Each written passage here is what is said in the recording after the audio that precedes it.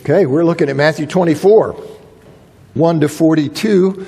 I'll quickly catch us up to where we were, and then we will carry on.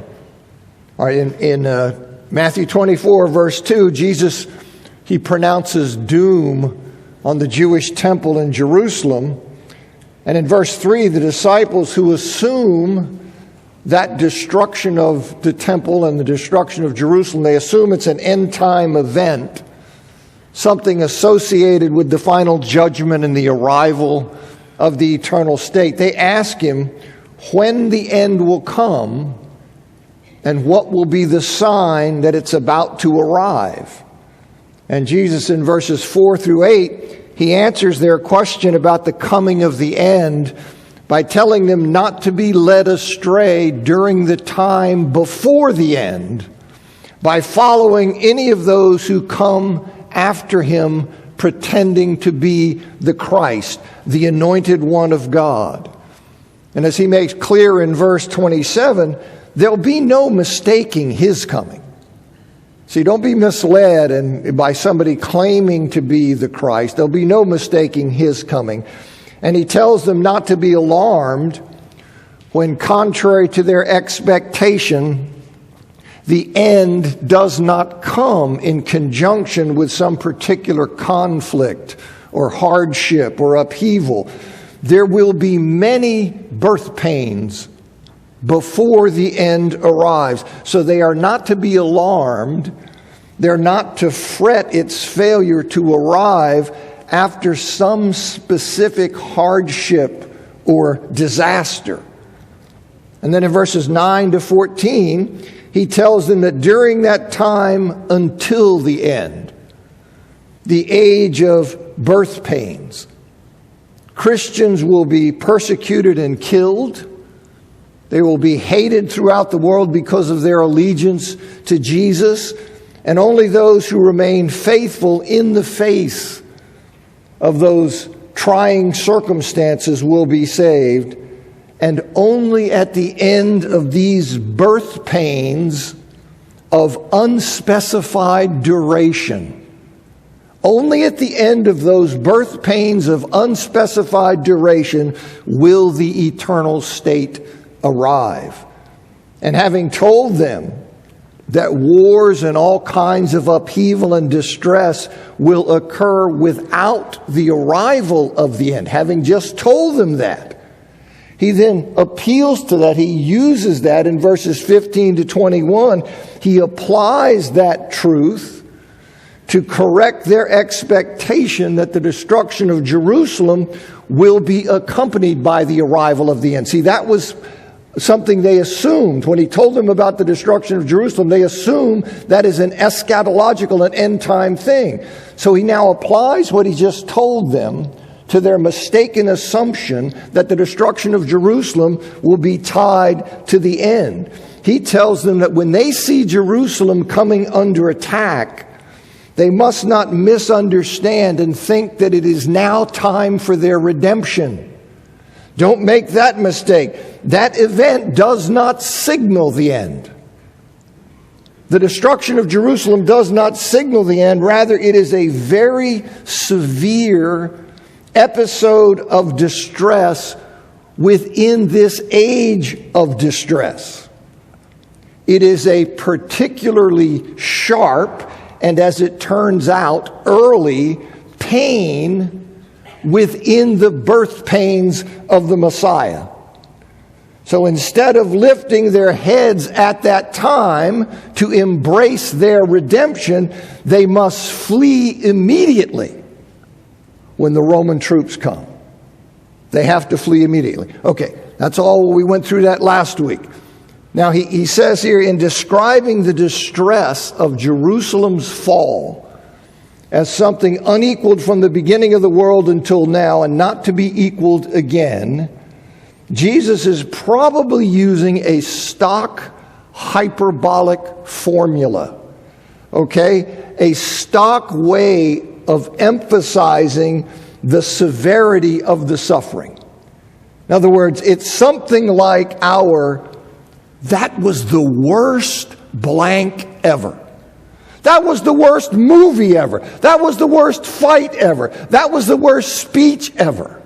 When we say that, we're not being literal and technical and trying to say, well, is it really? Wasn't in 1842, wasn't there a speech delivered worse than that?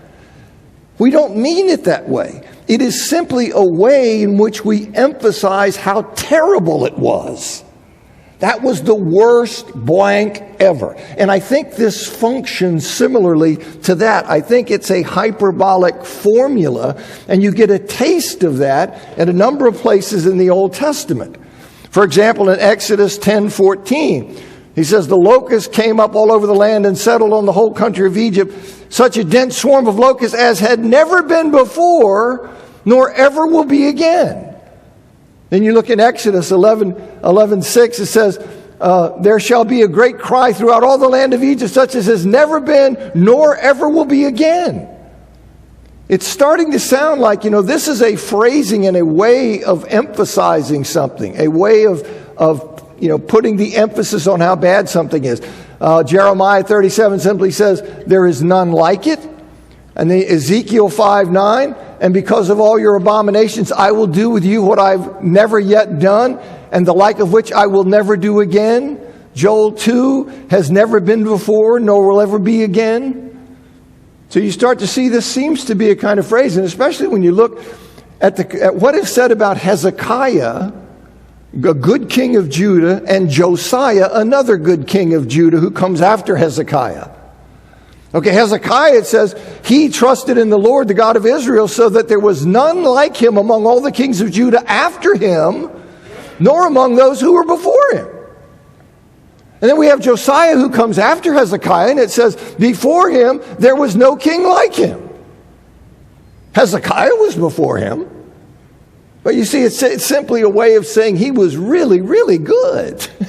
You see, and then it goes on, nor did any like him arise after him.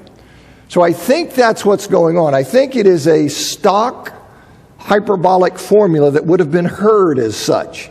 Here's what Keith Matheson says in his book, From Age to Age, The Unfolding of Biblical Eschatology. He says, Jesus warns that the surrounding of Jerusalem by armies will presage a time of tribulation, such as has not been from the beginning of the world until now, no, and never will be. Some infer that such language can only speak of a unique end-time event. It is instructive to note, however, that such language is found in the Old Testament as well, and appears to be a common hyperbole. See, something that is just in the language and in the culture, that's how we emphasize something. Moses uses similar language to describe the effects of the final plague on Egypt. Ezekiel uses such language to describe the destruction that was to befall Jerusalem in 586. Jesus appears to be using the same kind of language. He says Jesus appears to be using the same kind of language to describe the destruction that will fall upon Jerusalem in AD 70. That's what I think's going on. Okay, with that part of it.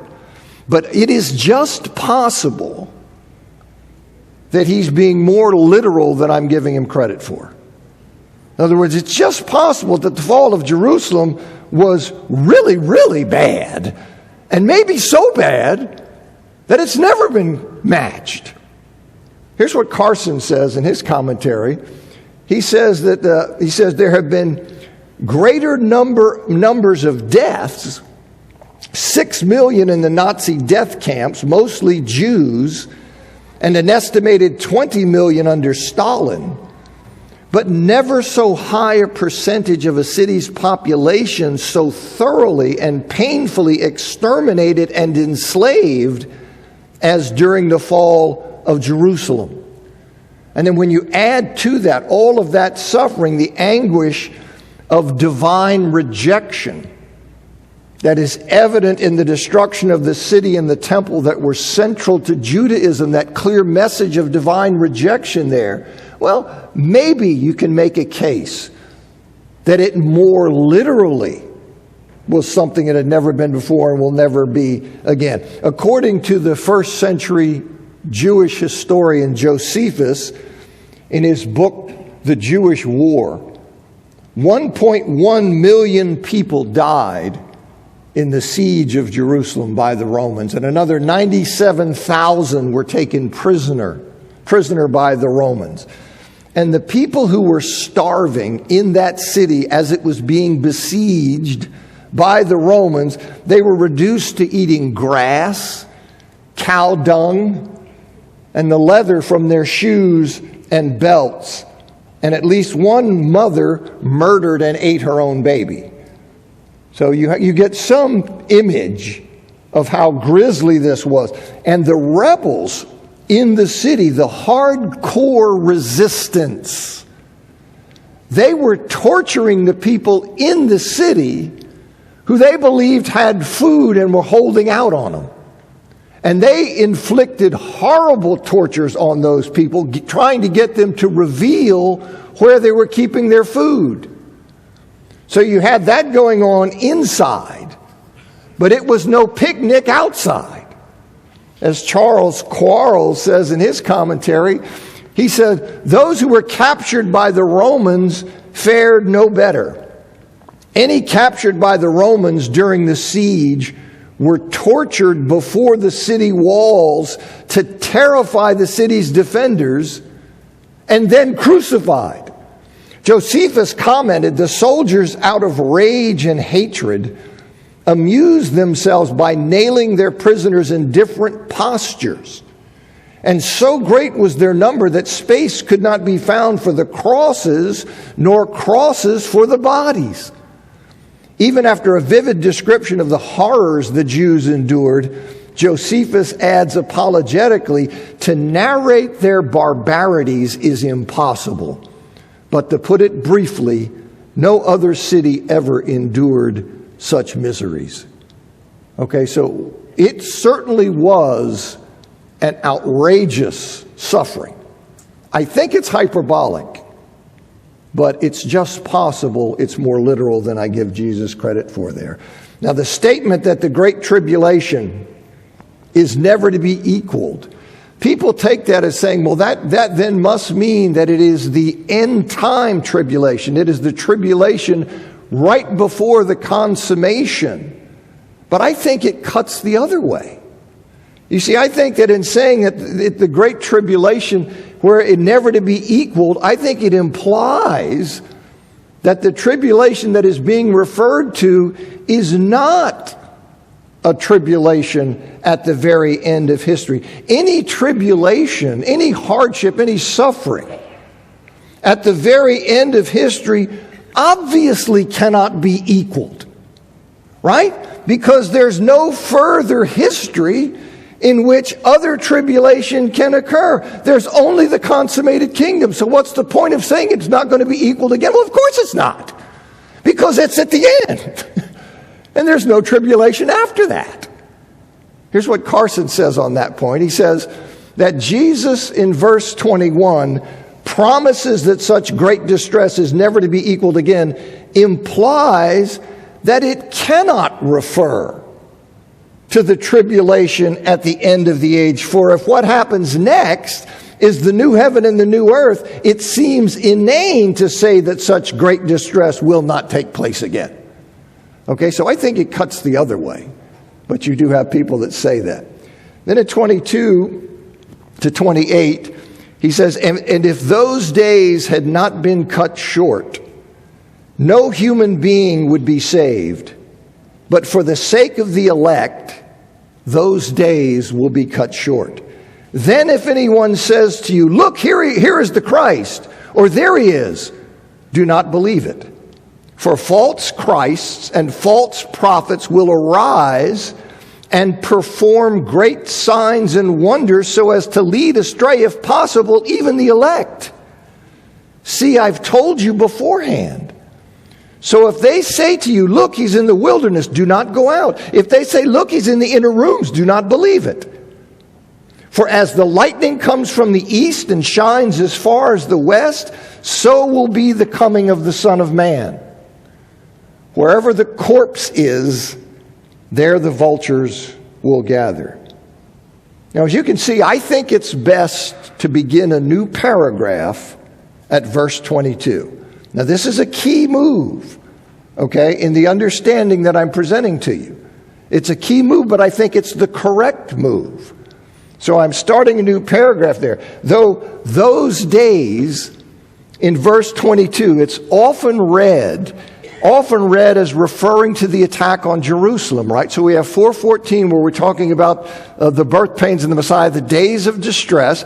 Then in 15 to 21, we focus on the particular spike or birth pain of the assault on Jerusalem. Now we go to 22 and it says in those days. Now most people think, well, those days refers to the assault on Jerusalem that he was just speaking about. He's talking about those days.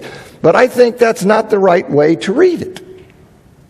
I think it's better to read it as picking back up the discussion of the birth pains generally, the age of distress that is the subject of 14, up to verse 14, from 4 to 14. And seeing 15 to 21 as a discussion of a particularly difficult birth pain within the age of distress. So it goes back to that. I think that's right. Here's what Carson says. Carson, in his commentary, his assessment, he says, many problems in interpreting the Olivet Discourse relate to the assumption that those days in verse 22 refers to the period described in 15 to 21, the assault on Jerusalem. He's saying that there are a lot of problems that flow from that, tying 22 to what has just been said there. He said, and also to verse 29, but there are excellent reasons for concluding that verses 22 to 28 refer to the general period of distress introduced in verses 4 to 14, and that therefore those days refers to the entire period. In other words, the days of birth pains, the inter-Advent church age between Christ's ascension and return, to the entire period of which verses 15 to 21, the assault on Jerusalem, are only one part. You see, and so that's how I see he's talking about when's the end going to come? Well, there's going to be this whole age of distress, this age of birth pains. And then he addresses their misunderstanding that one particular spike, one particular sharp birth pain dealing with the fall of Jerusalem, that's going to be tied to the end. So he tells them about this. He then applies what he says, that there are going to be many birth pains, and you're not to tie the end to any one specific birth pain. He says, having said that, that's what you're doing in your understanding of what's going to happen with Jerusalem. So he corrects that. Then he says those days, and I think he's reconnecting to his discussion of the overall time of birth pains, the overall age of distress, and not going back specifically to what's being said in 15 to 21. Leon Morris, in his commentary, he similarly states, he says, this verse, referring to verse 22, is usually taken with the preceding. And this may be the way to understand it, but it makes a good deal of sense to take it as resuming the line of reasoning from verse 14 and applying it primarily to the end time, though of course it has an application to the fall of Jerusalem also, because the fall of Jerusalem is just one particular birth pain within this age of birth pains. Okay, but I think that's what's going with that those days goes back and refers to the overall, the overarching age of distress. And Jesus says that this age of distress, these days of wars and famines and earthquakes and persecution and hatred and apostasy and false Christs, false prophets, he says this age of distress, those days will become so bad that if they were allowed to continue, if God in his providence did not cut it short for the sake of the elect, that no human being would survive. In other words, there's going to be an intensification of the birth pains. So we're in the age of distress, but just like in keeping with the analogy of labor, these things are periodic and they're inconsistent. But as delivery comes, as the time comes, they get more intense, more frequent. Okay, so in keeping with that, you're going to have this age of distress. They're going to become so bad that if they were allowed to go on, if God in His providence didn't intervene and cut them short for the sake of the elect, that mankind would go extinct. We'd simply be eliminated. We'd be wiped off. The world would degenerate to the point of human extinction. And so God cuts those days short for the sake of the elect. Christians must be on guard against false Christs during this time of intensified birth pains. Not only will the distress, the hardship, the convulsing, not only will that be intensified, thus increasing the tendency to follow a false deliverer. You see, not only is that going to be going on, but the false Christs and the false prophets will be performing miracles as part of the way of pulling you. They'll be performing miracles. You remember in 2 Thessalonians 2, 9-11, the coming of the lawless one. This is Antichrist. The coming of the lawless one is according to the working of Satan with all power and lie-promoting signs and wonders. This is going to be part of it. And so here I see him referring to those things so that everyone doesn't believe the truth but delighted right will be condemned. So you see this idea. And when the Lord returns, it's going to be clear to everybody, right? So he's talking about don't be deceived, don't be getting pulled. I don't care what they show you. I don't care how they act. You see, I'm coming back, and when I come back, it's going to be a showstopper.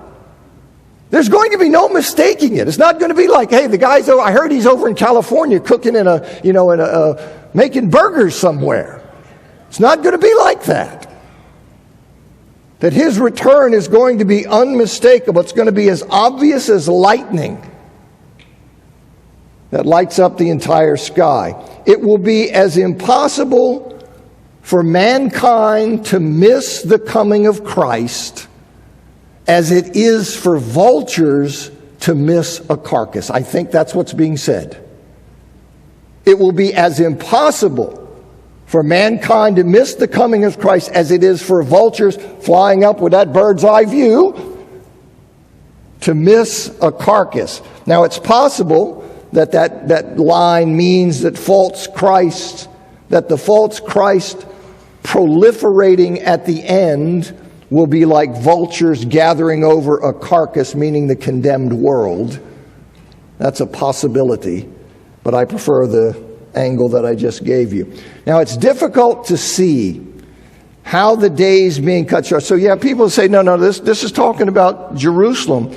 Well, it's really hard for me to see how the days being cut short for the sake of the elect, how that can refer to the days of Jerusalem's fall. That just doesn't make much sense to me. The days of distress associated with Jerusalem's fall, they were ended. How did those days of distress end? How were they, quote, cut short? Well, they ended by the city's destruction and the slaughter of its inhabitants. So how is bringing that conquest, cutting those days short, how is bringing that conquest sooner rather than later an act of mercy for the elect? Right? For cutting short the days of distress, for that to be an act of mercy for the elect must be suffering hardship, right?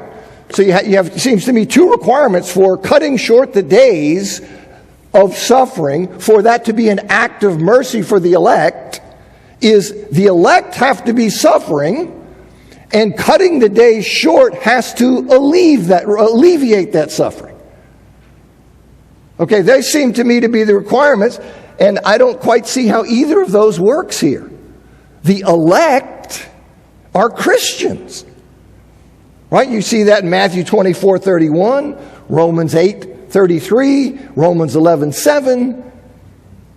You see it in other places. But the elect are Christians, and Christians were not suffering the hardship of Jerusalem's fall. They weren't there. They had been instructed by Jesus, when you see this happening, you get out of the city. And the church historian Eusebius, who writes in the early 4th, right from say 300 to 325, he writes a number of editions of the first history of the church. He was a theologian, very well plugged in.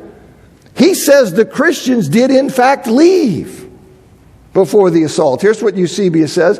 He says, meanwhile, before the war began, members of the Jerusalem church were ordered by an oracle given by revelation. This is Jesus telling. You see, to those worthy of it to leave the city and settle in a city of Perea called Pella.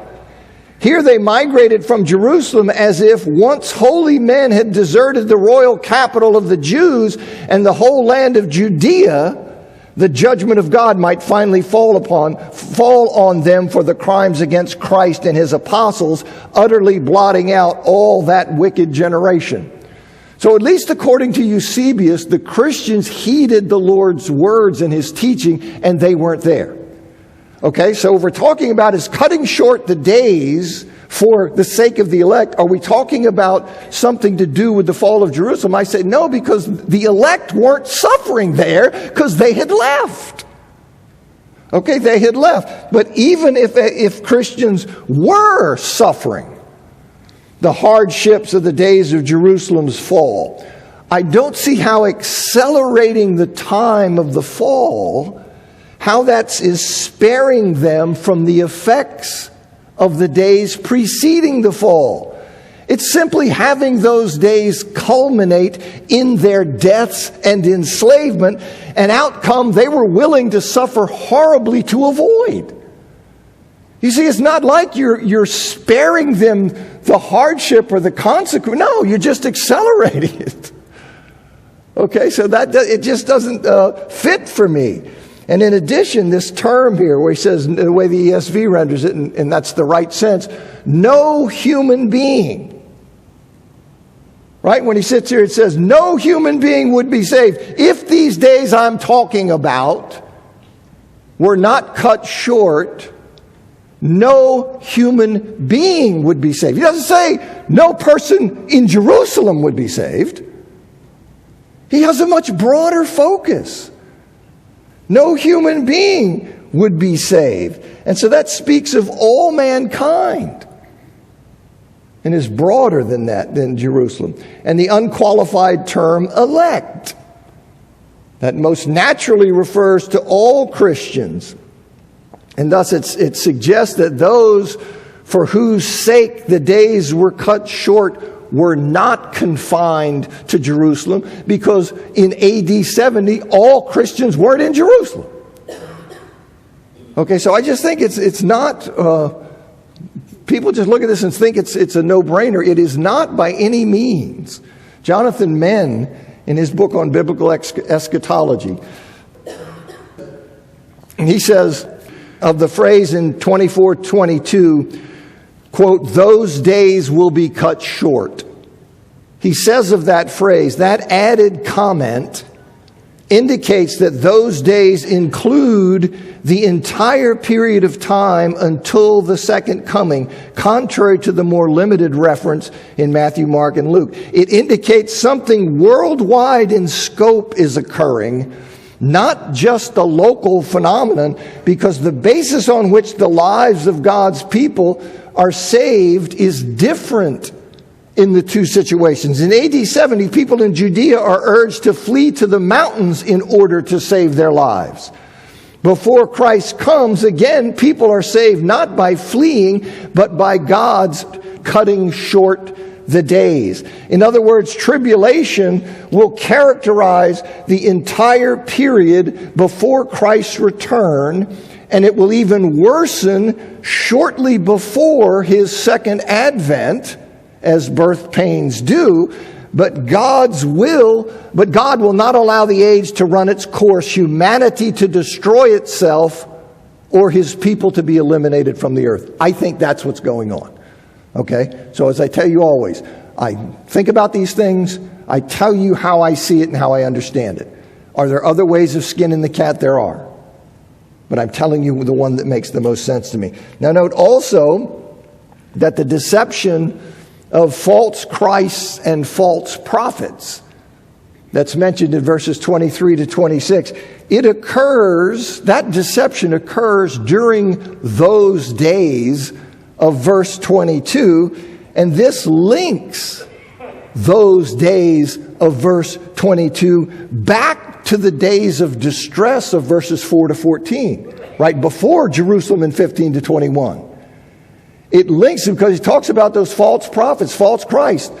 And it links it, those days in verse 22, it links it back to verses 4 to 14 rather than to that specific distress of Jerusalem, because that same concern about being deceived by false Christ is what is expressed in 4 to 14.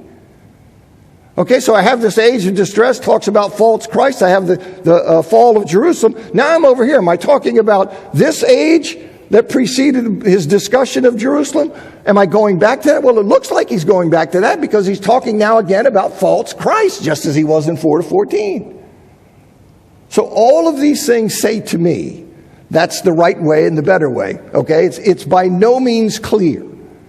You can have people read through it and say, no, right there. He just finished talking. He said in those days, clear. No, it's not that easy. You see, it's not that easy. It's by no means clear that verse 22 relates to that distress he's just talked about in 15 to 21. The referent is ambiguous at best. Okay, it's ambiguous at best, and the interpretive problems that are solved by understanding verse 22 as picking back up with the general subject of the days of distress of verses 4 to 14, of which the fall of Jerusalem is just a part. See, the problems that are solved, they weigh in favor of that understanding. That verse 22 goes back and resumes that connection with that larger discussion about the age of distress. All right, 29 to 31. It says, immediately after the tribulation of those days, the sun will be darkened, and the moon will not give its light, and the stars will fall from heaven, and the powers of the heavens will be shaken. Then will appear in heaven the sign of the Son of Man. And then all the tribes of the earth will mourn, and they will see the Son of Man coming on the clouds of heaven with power and great glory. And he will send out his angels with a loud trumpet call, and they will gather his elect from the four winds, from one end of heaven to the other. So immediately after the birth pains of the Messiah, immediately after the days of distress that he's been talking about, there will be a divine judgment on the ungodly. This language that you see here of heavenly upheaval, right, where he says here in verse 29, where he says the sun will be darkened, the moon won't give its light, stars fall from heaven, powers of heaven to be shaken. You see, this language of heavenly upheaval, it is drawn from Isaiah chapter 13, verse 10, and 34, verse 4. And most basically, what is being said by that language? Most basically, it depicts what we might call earth-shattering events. That's what's symbolized by that. Earth-shattering events. See, those interventions of God that are so significant, so cataclysmic, that they seem to turn the world upside down. That would be how we would phrase it. Is you turn the world upside down. Well, what are you talking about? I'm talking about some tremendous intervention that has tremendous effects and change. In Isaiah 13:10, it refers to God's judgment against Babylonia, redoing the world order. You see, a cataclysmic event, earth-shattering, turns the world upside down. In Isaiah 34:4, it refers to God's judgment against all the nations, but particularly against Edom. Okay, so we have that. And then similar language is used elsewhere of God's judgment within history, on cities and nations. You have there in Ezekiel 32:7 and Joel 2:10 and Amos 8:9. All right, so you have this same kind of language is used of judgments of God within history that are earth-shattering, that have tremendous ramifications and throw everything in turmoil and chaos. But as Donald Hagner says in his commentary, there is, however, a tendency for this language of heavenly upheaval, that can be used for God's interventions and judgments within history. He says there's a tendency for this language to shade into a description of the eschatological day of the Lord. See, and this tendency becomes more apparent in the utilization of the same language in the pseudepigrapha, some intertestamental Jewish writings. You start to see this term and this kind of imagery be adopted, not now just for a judgment by God within history that has earth-shattering effects, but you start to see it to shade into the ultimate intervention by God, one that brings this reality to a close and ushers in the eternal state. In other words, this language, it became an image. This heavenly upheaval language became an image for the ultimate divine intervention. Okay, that which occurs at the end of the age and most radically alters this reality or this age by bringing it to a close and ushering in the final eternal state, the consummated kingdom of God. And it's easy to understand how that move would happen, right? Especially if, as I believe, the final judgment of God, it's a complex of events that begins with a judgment within history and culminates in the Lord's return, called the parousia, his return, the resurrection, and the irrevocable assignment of beings to their eternal abodes, heaven and hell. So it makes perfect sense to me how that usage of God's judgment within history would morph into the way of speaking about the eschatological day of the Lord. And the regular way of taking this kind of language about the coming of the Son of Man. You have people read this and say, no, this isn't talking about the second coming. And I'm going, this is the second coming. You see, yes, the regular way of taking this language that you see here about the coming of the Son of Man is as a reference to his coming again, the parousia, the second coming, the return of Christ. Carson says, compare closely 13, 40, and 41, 16, 27, 25, 31, 1 Corinthians 11, 26, 15, 52, 16, 22, and I won't read the rest of the text. He says, here are references to the Son of Man's coming, angels gathering the elect, trumpet call, clouds, glory, tribes of the earth mourning, celestial disturbances, all unambiguously related to the second advent, the second coming. You see, it seems very doubtful, to say the least, that the natural way to understand verses 29 to 35 is as a reference to the fall of Jerusalem. There are people who do that. I just think they're wrong. And they think I'm wrong. And that's how life goes. Craig Blomberg, in his commentary, says, attempts to take the coming on the clouds of the sky, attempts to take that as Christ's coming spiritually in judgment against Israel at the time of the destruction of the temple, so that all of 15 to 35 refer only to the first century events. They have to take parousia, this word coming, which almost becomes a technical term for the Lord's return. You see, for the second coming.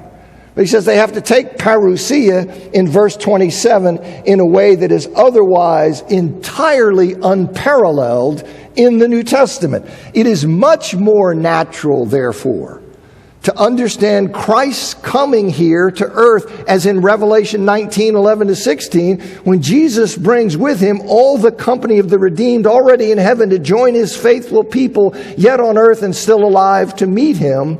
All this is heralded by an angelic trumpet blast, and perhaps based, well, he says, see 1 Corinthians 15. All right, now there are many other recent commentaries on Matthew. Okay, I got a bunch of commentaries. There are many other recent commentaries on Matthew that recognize that Matthew 24:29-31 refers to the second coming of Christ. I will spare you going through them.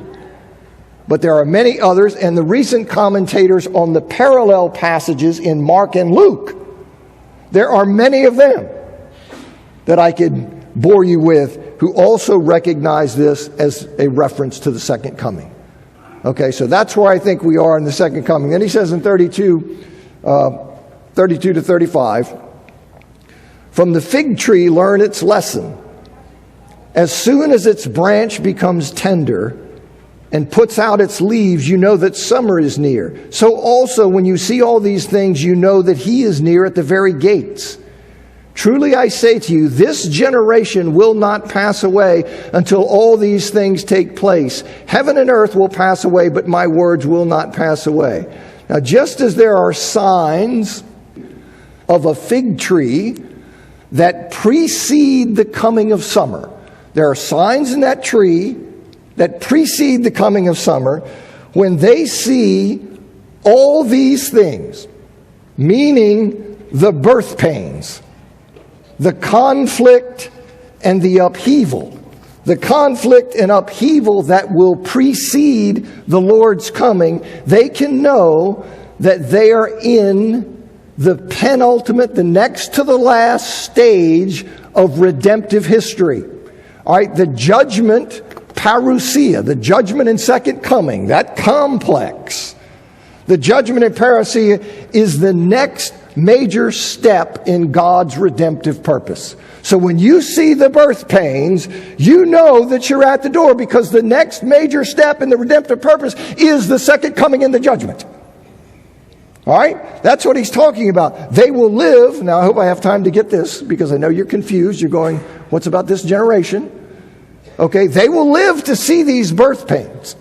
They will live to see the general upheaval that he's been talking about. The hatred, the persecution, the earthquakes, even the destruction of Jerusalem. This generation will live to see the birth pains, but that does not mean, let me get this out, I heard that bell. That does not mean that they will see the judgment parousia. Okay? They will live to see the birth pains, all of these birth pains, but that does not mean they will live to see the judgment parousia. In other words, the birth pains, including the destruction of Jerusalem, must occur within their generation, but those birth pains need not end within their generation. You understand that? Okay, in other words, so they must occur. So this generation will see the birth pains, but that's no guarantee that the birth pains will not last longer than that generation. And that generation did see the birth pains, including the destruction of Jerusalem. But as he'll say in the next verse, the end of the birth pains no one knows except the Father. How long will the birth pains go on before they give rise to the coming of Jesus again? No one knows that except the Father. Okay? It's a lot to cram in there, and I still didn't get as far as I thought I would, but that's life. Thanks for coming.